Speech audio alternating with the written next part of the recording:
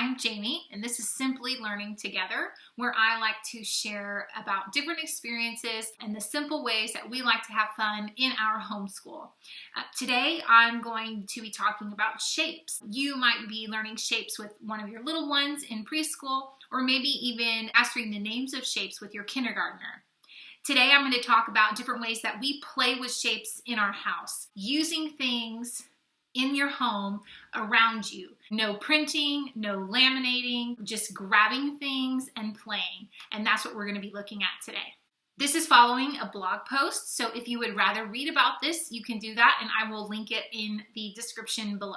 But let's get started. The first most obvious way to play with shapes is with a puzzle. And we have a favorite puzzle, and that is our Melissa and Doug wooden puzzle. It looks like this, and it just has the basic shapes here, and they're all colored. And I like that there's nothing else to it. It's just very basic. So doing this puzzle together, talking about the shapes, talking about the colors, that is playing with shapes.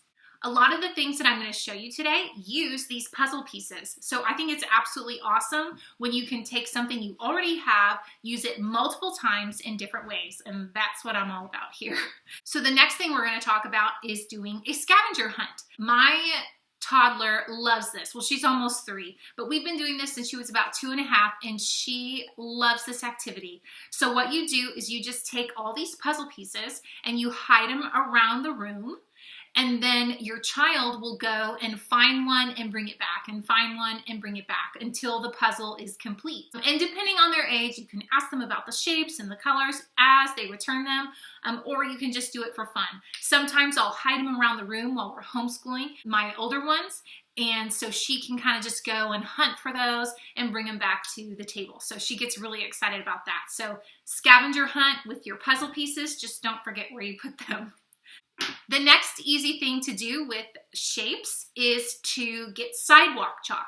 There's so much you can do. You can draw shapes. You can just have your child draw them. If you go out, you can draw them and maybe jump to the shape that you call out. You can make shape patterns. Circle, triangle, what comes next? There's so many things that you can do. Go outside, enjoy the fresh air, enjoy the sunshine, and get playing with shapes using sidewalk chalk.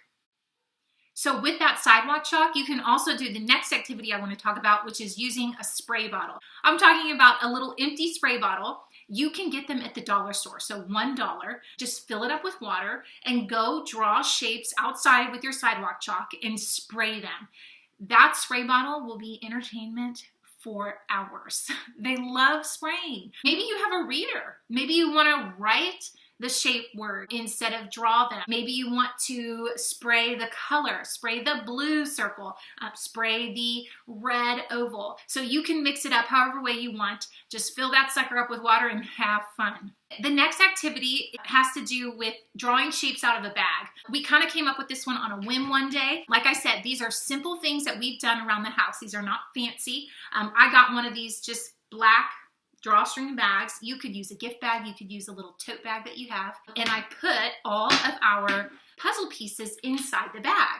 And so I had my kindergartner, she would reach in and she would draw a shape, tell me what it was, and then I had her run to another room and draw it on a sheet of paper. And it was so fun because we were active, she was moving, she loved the drawing out of the bag idea, and it was just a great way for her to practice and also to practice drawing them. If you wanted to, you could put them in and maybe have them try to guess what they're drawing before they pull it out. So, maybe it's a heart. And then, see if they get it right. So there's different ways that you can change that up, but just so simple. Throw some puzzle pieces in there and have a good time. Okay, this next activity was probably one of our most fun things that we've done with shapes, but it was completely accidental. You might think I'm crazy that this is actually an activity, but like I said, this is just stuff around your house. We were actually playing with Magnetiles. They're actually not Magnetiles, they're the off-brand. We had built a tower, and one of our pieces is like a little door right here, okay? I was playing with my almost 3-year-old, and I had the shapes out, and I had this out, and I asked her to peek through the door, and on the other side, I held up a shape. And she peeked through and she shouted out the shape. You guys, it's so simple, but we giggled and we had so much fun. We played it over and over and over again. But just a little tower, a little peekaboo tower, that's what we called it.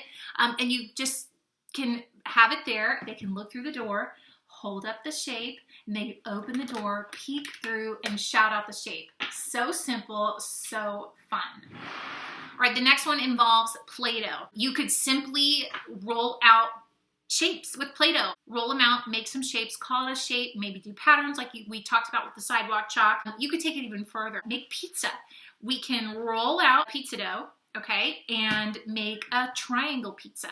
So you might put triangles all over it. If you want to go even further and have a lot of fun with it, play restaurant, take some orders. Yes, I'd like half triangle and half square. So depending on the age of your child, you can kind of go however you want with it. Maybe you want to mix. Yes, I'd like pizza with ovals and stars, please. Okay, so have fun. Pizza shapes. The next game you can play with Play-Doh is super easy. You would need about 6 shapes. What I would do is assign each one a number. So, triangle would be 1 and square would be 2, and I'd have 6. And what you would do is you would roll a die, and whatever number you get, that's the shape that you make, okay? So if I got a square, I would make a square, and you could put it on the table. You would just keep rolling and to maybe make it a contest. The first shape to get to 3, or the first shape to get to 5, or roll 10 times and see which shape was rolled the most. So just another way to use your Play-Doh and the things around your house. The last one is so fun. I think a lot of people are hesitant to do this because it can be messy, but if you haven't done it before, I highly suggest you try it, and that is shaving cream. Don't use your fancy shaving cream. Just go to the dollar store, buy the cheap shaving cream. You can just spray it right on your table. Some people I've seen put it in like a baking pan or something to kind of make less of a mess, but we just spray ours right on the table. Now, if you've never done this, I'll explain. Once you spray it, you're gonna wanna give your children a chance to just mix it around. They love it, okay? Have fun with it.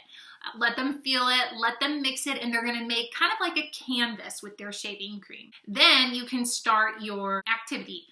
What they'll do is use a finger to draw the different shapes. You could call them out and see if they could draw them. You could just have them free draw shapes that they want. Maybe have them quiz you. So there's different ways that you could do that. These are the tricks that I've learned as far as cleaning up. I use a dry washcloth first. There's something about it that it just kind of soaks it right up when it's dry. I wipe as much as I can. Then I take it to the sink and rinse it under the water, get all that soapiness out, wring it out.